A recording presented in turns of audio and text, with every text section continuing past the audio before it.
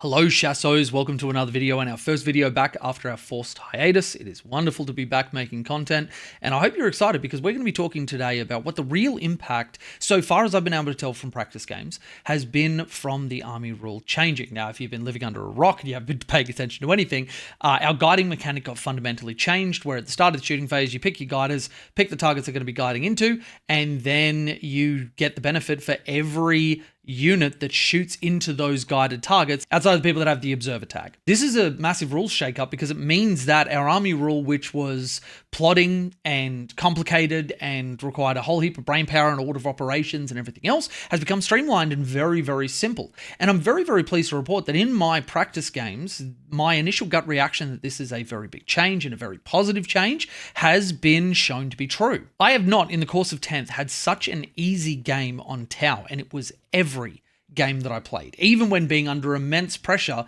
in one of the games specifically. Before we get into the meat of the video, I want to make a massive shout out to our sponsor, R&R Hobbies. They have been supporting the channel even when I was on forced hiatus. They were looking after me as a show of good faith. I am so passionate about this business. They've just opened a physical location and are becoming a fully fledged LGS and are supporting the local tournament scene in New South Wales. So they're not just selling GW product, they are also actively supporting all the people that engage in tournaments. You can get yourself with code Pantheon for a very limited time. It's ending very, very soon. A massive 26% off GW products. Or if you're outside of Australia, you can't buy anything for yourself, but you want to support me and the channel with models that you might be excited to see me put on the table, take to a tournament or whatever else.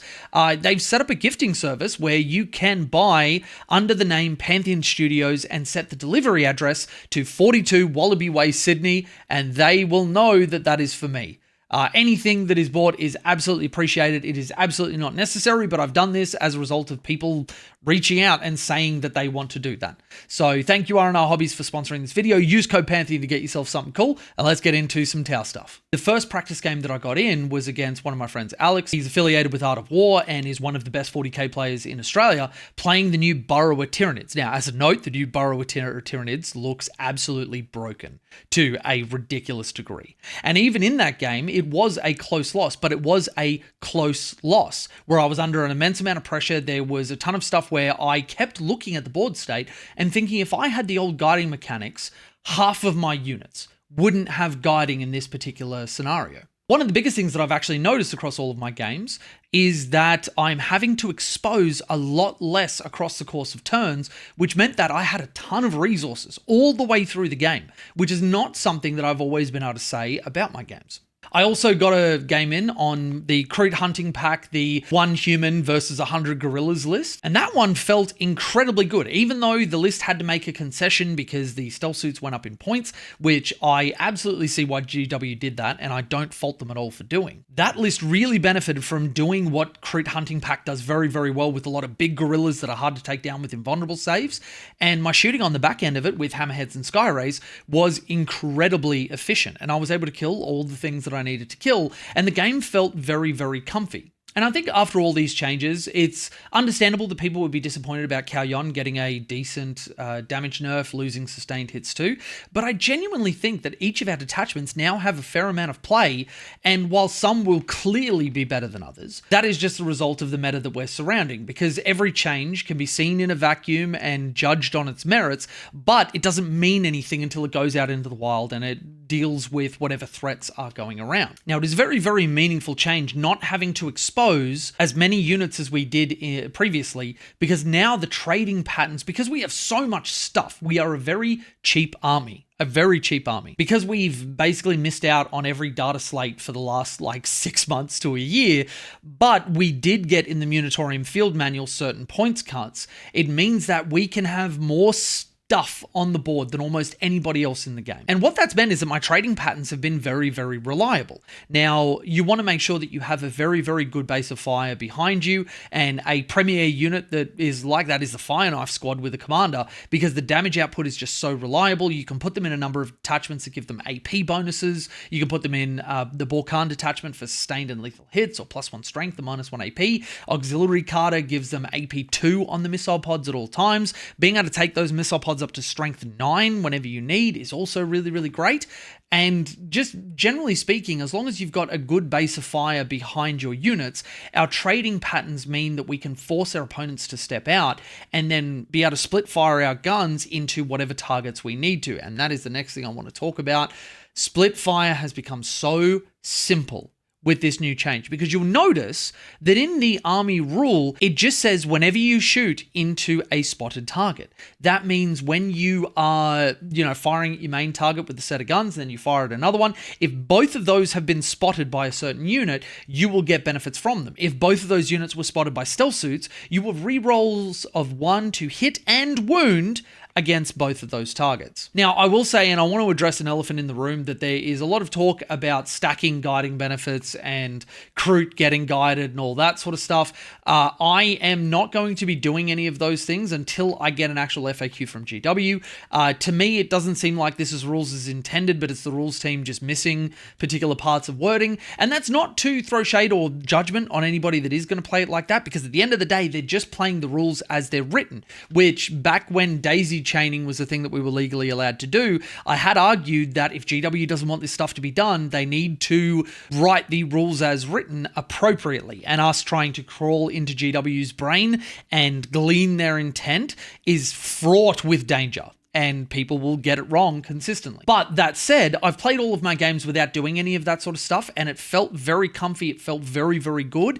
I don't see the need to do that, and I do get the feeling that GW is going to FAQ it, so I am abstaining from engaging in it until we get an FAQ. And again, if you're somebody that looks at those rules as written and goes, no, I'm going to do this because it seems powerful, it seems fun, it seems whatever, no judgment from me whatsoever. Play the rules as they're written. This is just something that I have not done in my games, and it still felt okay to win and play and do what I need to. So it didn't feel like it was rules as intended, because then that starts to become extremely strong. Now, I'll be doing a video which goes over what I believe are the biggest winners of these changes. I said this in my interview with John. If you haven't seen it, go to Tau Tactics and have a look at the interview that we did together. But I think that this has bumped up, like, all of the people that were already good with the guiding mechanics before we got these changes and buffs, they are going to rise at a commensurate rate to everybody else. But I also think that it's lifted up some of our unloved units that were really, really struggling from the split fire penalty, the mechanics of the guiding mechanic that just meant that there were certain models that just couldn't see play. Of note, I think the Taunar Storm Surge and the Tiger Shark got some of the biggest benefits, dragging them up. Now, the Tiger Shark, was a very powerful platform, obviously held back a little bit by not really being able to engage with the game until turn 3. But these big models, while having other problems like big centerpiece models can tend to have, which is that if your opponent can pour a bunch of fire into these big, high quality, high point cost targets and kill them off, then your army just falls apart. But it means that the spread of guns that they've got can go into appropriate targets and be able to do what you need them to do, potentially getting back their Town 790 points.